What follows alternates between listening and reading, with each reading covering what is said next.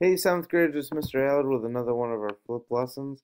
Tonight we're coming live from the couch. So you're gonna have your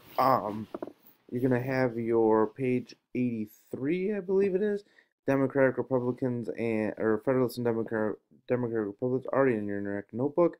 It's gonna be real simple, fill in the blank. There's gonna be some moving around on the chart, but you should be able to figure it out because we got a nice little T chart with Federalists on one side, Democratic Republicans on the other. All right, but without further ado, let's get into the lesson here. Let me get out here so I can change the screen. Oops, too far. Nope. All right. Oops. Now we want too far. There we go. Let me get out of the way. Let me get up here. All right. So first we got to talk about why did political parties form in the first place? Because really, up until we really formed the Articles of Confederation, there wasn't really any sense of a political party. So political parties really date back to the Constitution. We talked about we had the Federalists who supported the Constitution, wanted the Constitution ratified, and the Anti-Federalists who did not support the Constitution and did not want the Constitution ratified. That's where this whole thing really starts because that's a really big difference to have politically, socially, and economically. To say this is a group of people who wants this document to create a stronger national government, to create three branches of power, president, vice president, all this other stuff. And here's a group that doesn't. That's a stark, big enough difference. And there was enough in both groups to say, let's actually form these differences based on this Constitution. However, as we know, the Constitution gets ratified. So once the Constitution is ratified, now the political parties kind of switch. The Federalists kind of stay because they won with the ratification of the Constitution. The Anti-Federalists kind of slowly become this group known as Democratic Republicans, and now it's not about whether or not we're going to ratify the Constitution. Now it's going to be more about where is this political power going to be. And the Federalists are going to have an idea of where this political power in our government should be. The Democratic Republicans are going to have a different idea of where this should be. As we develop as a country, they start to develop more differences instead of more similarities. So then you start to see later on, you start to see a difference economically. So the Federalists have one view of what America should do economically, and the Democratic Republicans are going to have another view of what we should be doing economically. And very few instances are these political parties going to find some common ground. I'm sure there's some areas and some bills and things like that they may have, but on these key differences, they're not going to really find a lot of common ground.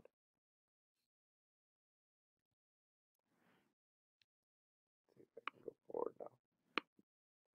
All right, so who are the political leaders? Well, on one side, you've got the Federalists, you've got Alexander Hamilton. Um, he was a guy who was very influential in the writing of the Constitution. He was big into the Federalist Papers to get people to support the Constitution. He was a delegate from the state of New York. He was a very, very wealthy lawyer and probably widely considered one of the smartest people in the room.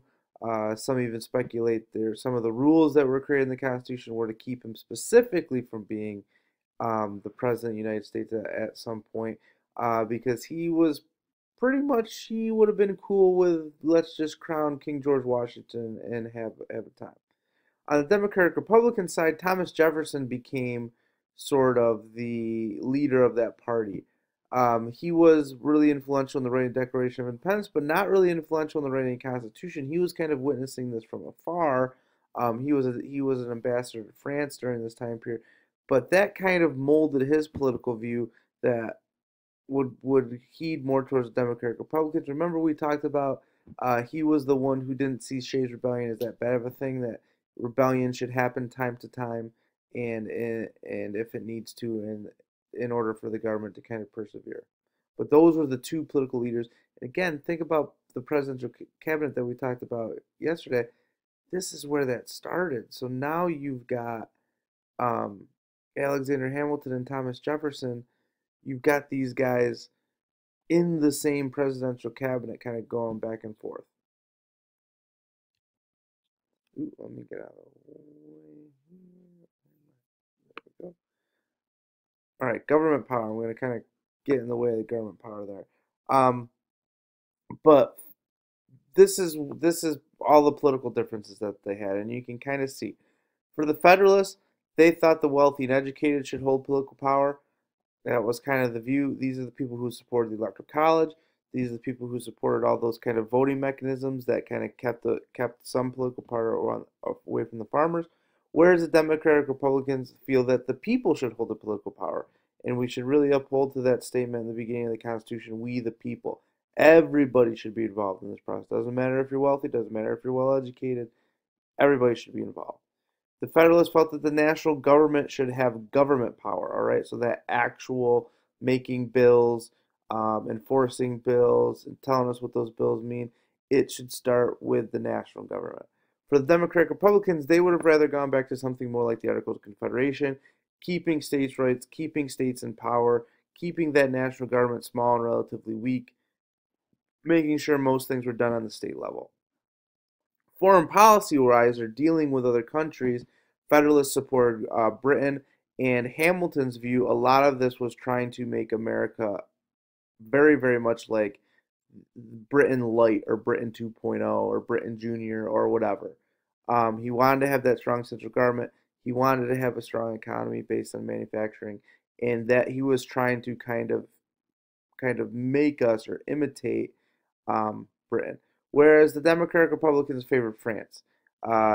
France was going through a revolution, much like we were, or we already had. Jefferson had spent a lot of time over there. He had been very influenced by the political thought of that time period, and it just so happened, just like most of history, up until about the mid or the 1900s, Britain and France were pretty much at war, so they were looking for both of us, for us to kind of join one of their sides. But we'll talk a little bit more about that later. All right. Federalists had a strict reading of the Constitution, meaning that if it wasn't in the Constitution, you couldn't really do it. Um, and then the Democratic Republicans had a loose reading of the Constitution, meaning the Constitution was kind of a guide. Doesn't necessarily mean that just because something isn't in it doesn't mean it's not there. That those type of things.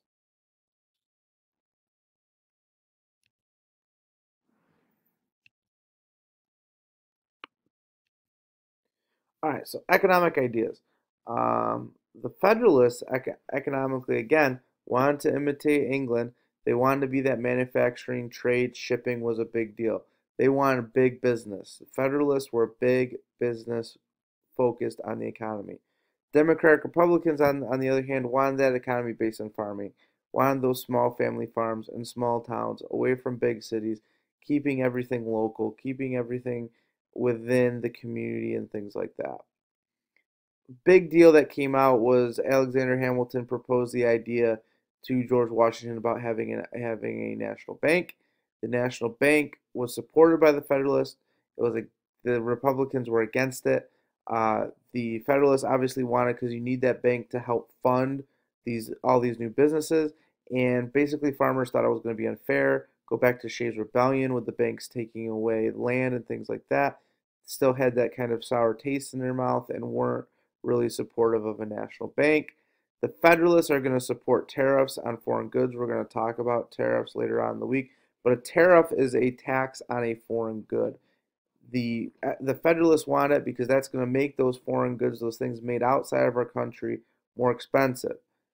The Democratic Republicans didn't want it because they wanted to be able to ship their goods and trade, not necessarily getting goods necessarily from America. And the tariff is going to make that trade good, something from a foreign country, more expensive. It's going to be an excess tariff. The reason why countries do that is to help their economy by basically saying, you go to a good and you see um, something is $1 versus $1.25, because of that tariff is going to increase that cost. So you're likely to buy the good that's $1. All right, that's our lesson for today, about Democratic, Republicans, and Federalists. If you have any questions, make sure that you're posting to the board on Schoology. Post any grade-wise questions directly to me. Till then, seventh graders, see ya. Allard out.